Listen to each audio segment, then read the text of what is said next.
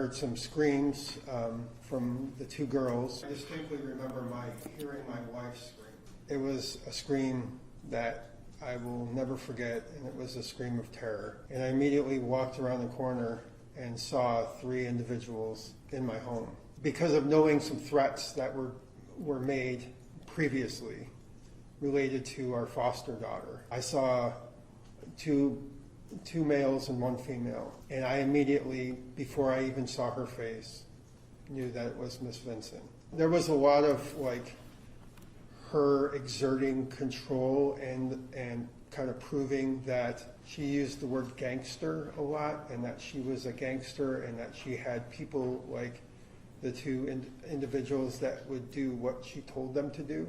There was something that I might have said that triggered something. The first act of violence is I was hit. My recollection was that I was hit by the butt of a gun in basically right above my right eye. Then at some point I was shot in the chest, approximately here. It felt like I was shot with like a shotgun, but it was just the bullet breaking up on the inside, and I ended up having multiple rib fractures and had to have surgery to make sure that all my internal organs were okay. I was the first one to be shot.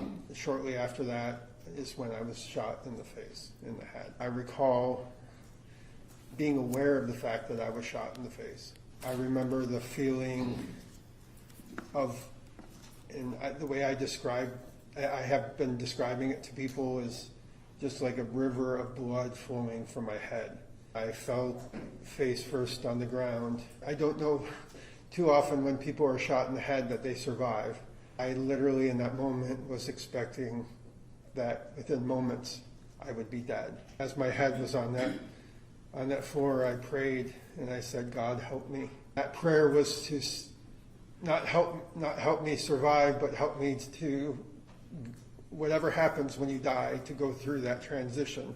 I laid down and I passed out. At some point, I regained consciousness. Before I stood up, I looked over at my wife, who was sitting right next to me. It's going to be probably the hardest thing for me to ever deal with, because I saw my wife sitting there with her head down and just blood flowing from her head. I didn't have to say a word. I knew she was dead.